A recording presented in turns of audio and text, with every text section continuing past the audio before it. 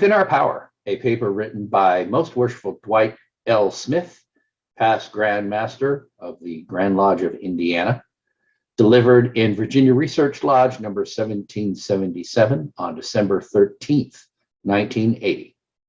I have edited this paper slightly to make it under 20 minutes. Once upon a time, the labors of the craft came to a standstill. There was confusion in the temple. A trestle board, which had long displayed the designs of a master workman, was blank. Like sheep without a shepherd, the workmen wandered about idly. No longer was there a sense of direction. Order had given way to chaos.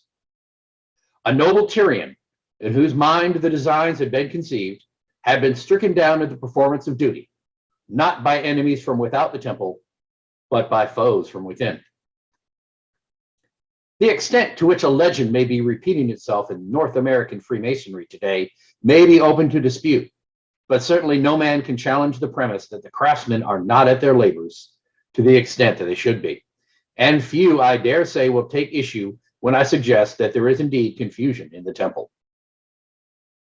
Suppose I should begin by saying, brethren, let us address ourselves to ways whereby we, as Freemasons, can help to bring about the dawn of a better day for ourselves, in so doing, a better day for all mankind. You would respond with the most natural of all reactions to a great challenge. That's all very good, but how?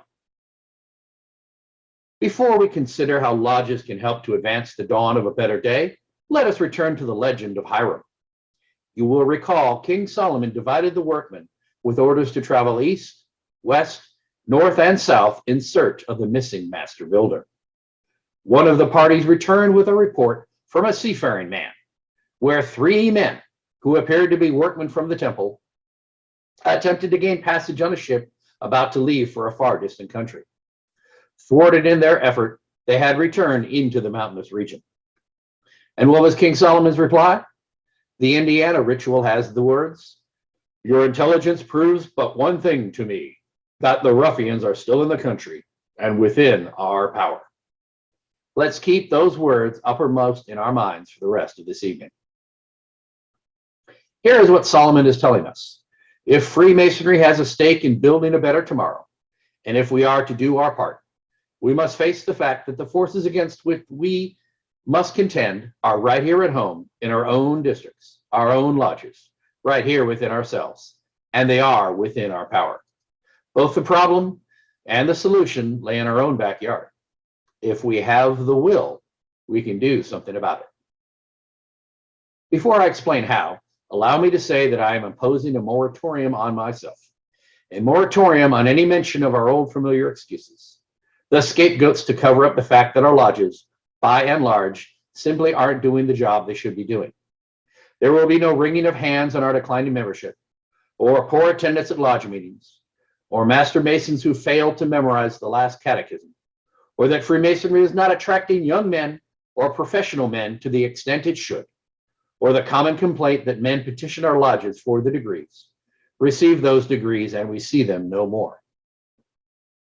There will be no talk from me on how television, bowling, fishing, or the host of other organizations and activities compete with Freemasonry for our time, interest, and loyalty.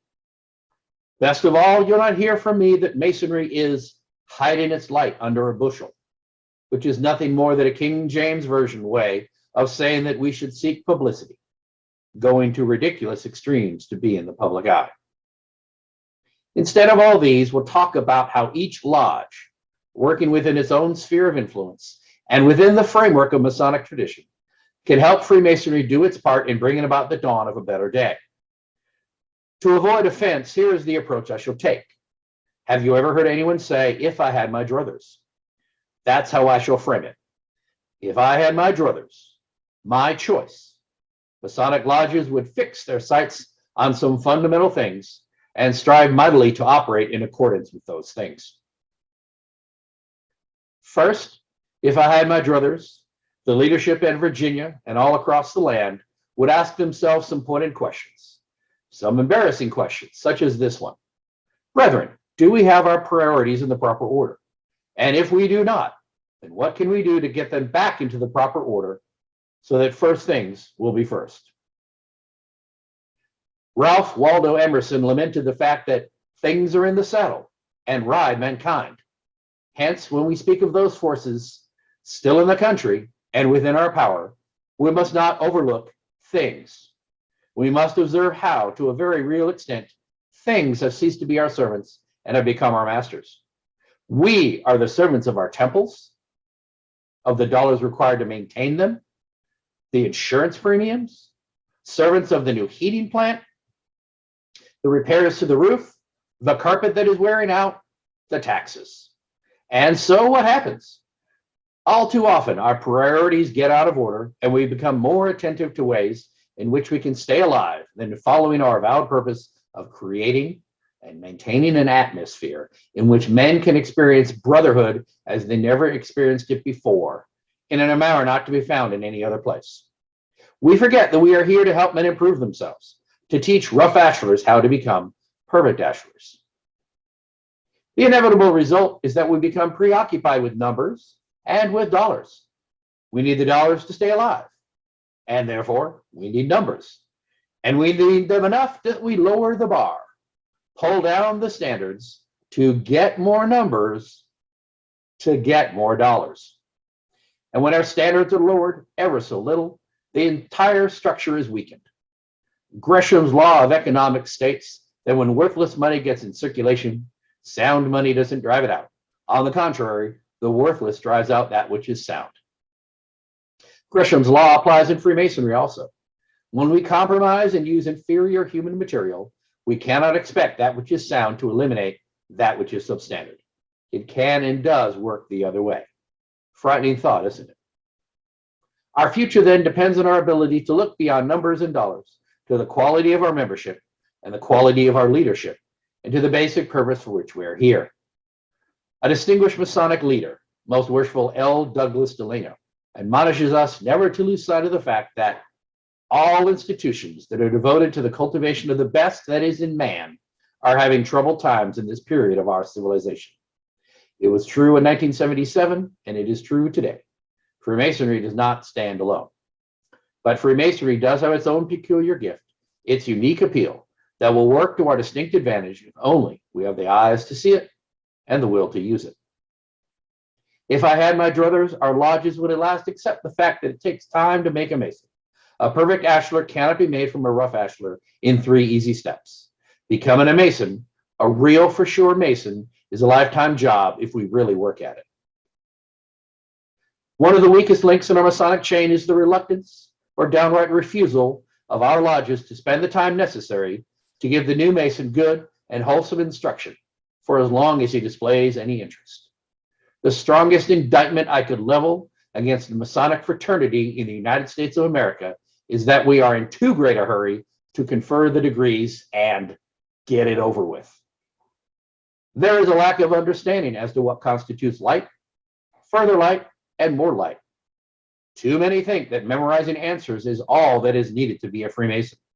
That peculiar idea springs from the fact that we require and make a great deal over the memorization of catechisms for advancement. But what do we do when our eager young Mason, thrilled behind description as experience, wants to know more? The reason for this and for that. How did it all come about? What does this symbol mean and that symbol? And how can this all be applied in the everyday life of a Mason? What do we do with him? The answer is nothing short of a tragedy. We do nothing. We give him the brush off, letting him know, in effect, that we haven't time for him. Hence, another disillusioned Mason looks elsewhere, joins other bodies in the hope of finding answers there, or worse yet, loses all interest in the craft. He asks for bread, we give him a stone. We might keep this in mind the next time we are disposed to be critical of a new member who ceases coming to lodge and develop interests elsewhere. He could simply be searching for that which his lodge should have given him but didn't. Of course, I can appreciate the fact that lodge officers may be devoting all the time they can spare, but why not enlist the services of brethren who are not officers?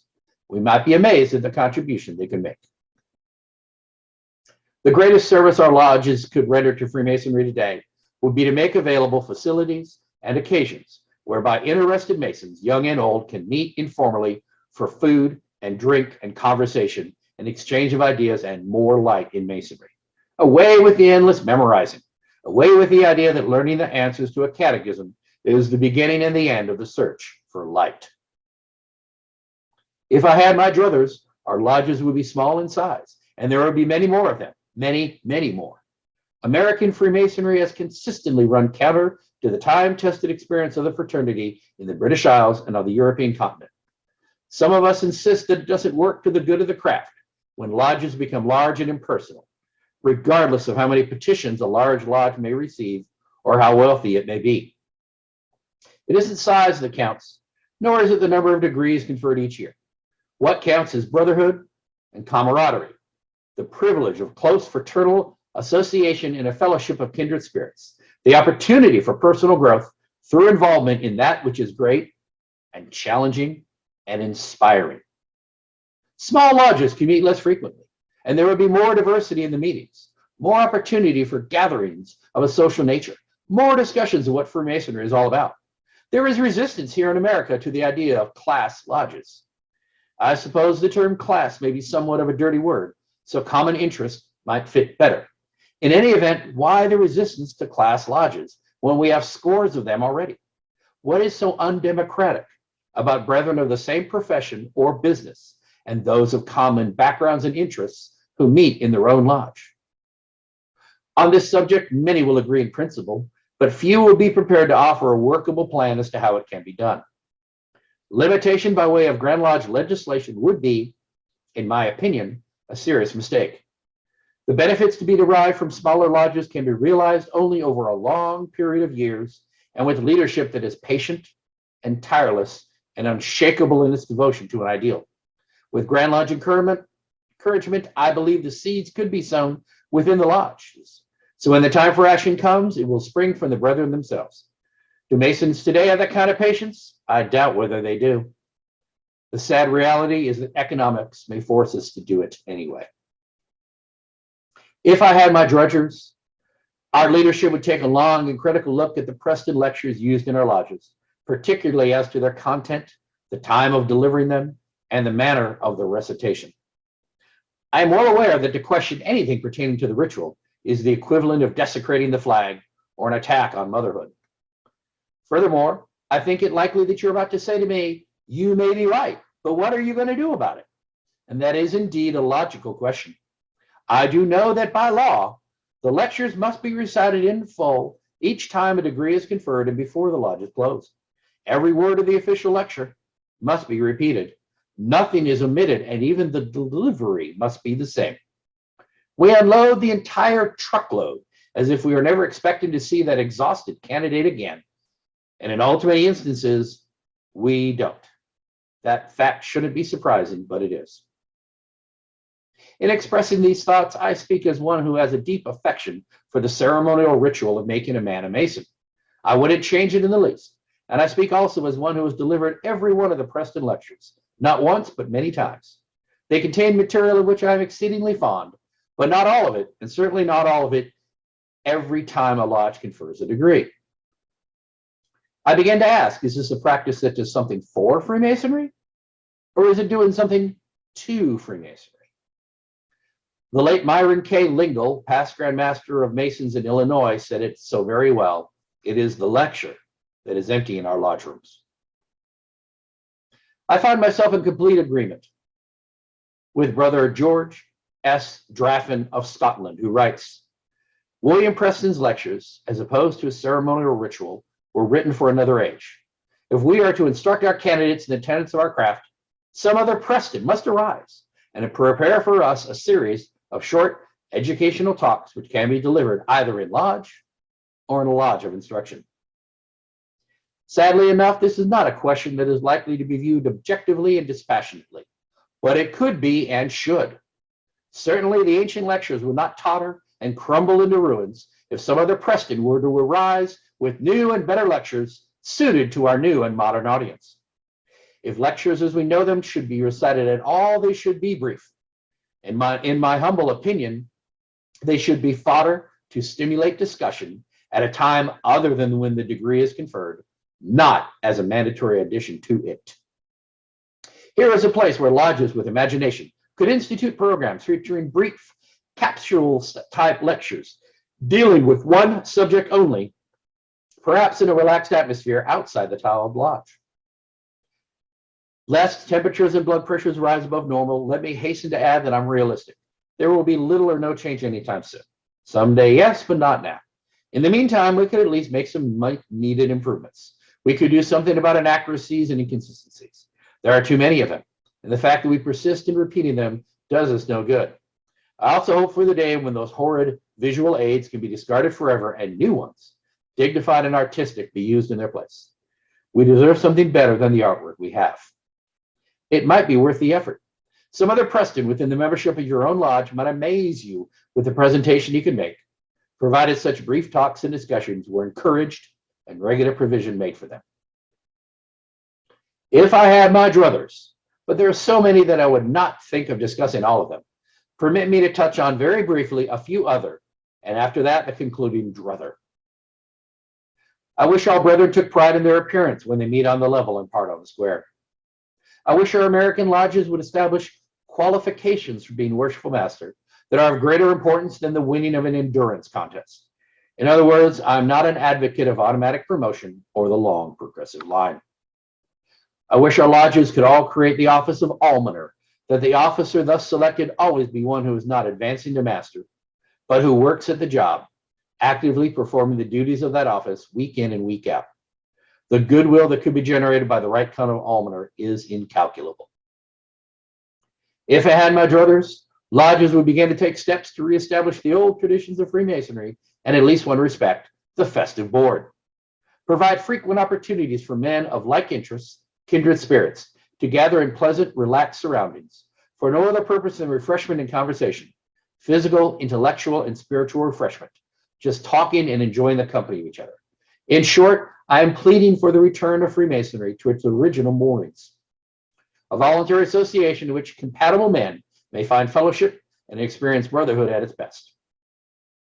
My brethren, it isn't possible, it isn't necessary, it isn't desirable that all Masons be just like us. I am totally in earnest when I say to you that I believe the resurgence of Freemasonry depends to a large extent on whether lodge officers, prospective officers, and past masters are able to divest themselves of that deadly notion that unless a Mason memorizes and recites and delivers lectures or holds an office or works in the craft, we have nothing to offer other than sitting on the sidelines or carrying chairs or washing dishes. We're going to have to use our imagination a bit, at least to turn our attention to some other avenues of Masonic activity. And please note that I place strong emphasis on the word Masonic. I am convinced in my own mind that all over the country, with very little effort, we can find scores, yes, hundreds of young Master Masons, all with a tremendous potential that may be lost to us if we don't give them some encouragement and find a place for them in our scheme of things.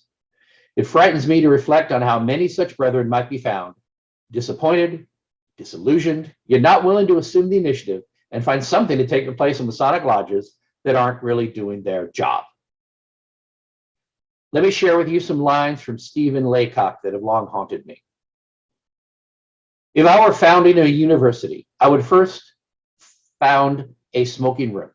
Then when I had a little more money, I would found a dormitory. Then after that, or more probably with it, a decent reading room and library. After that, if I still had more money that I couldn't use, I would hire a professor and get some textbooks. Be sure to note Stephen Laycock's priorities. The smoking room came first, the professor and the textbooks last. Like it or not, my brethren, the ale house, the coffee house, the smoking room have a noble tradition in the history of our Freemason fraternity.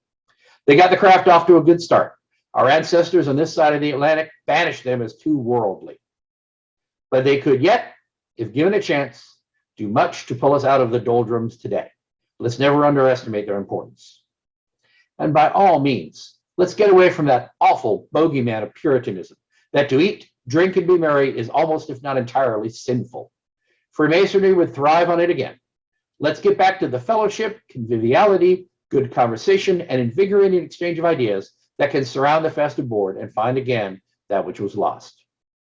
The ruffians are still in the country and within our power. We have the tools. Indiana author Lloyd C. Douglas, in his great book, The Robe, has the slave Demetrius say these words to illustrate his conception of the new Christian faith. Let us apply them to our craft and to ourselves. This faith is not like a deed to a house in which a man may live with full rights of possession. It is more like a kit of tools with which a man may build himself a house. The tools will be worth just what he does with them. When he lays them down, they will have no value until he takes them up again. This has been Within Our Power by Most Worshipful Dwight L. Smith, Grand Master of Indiana.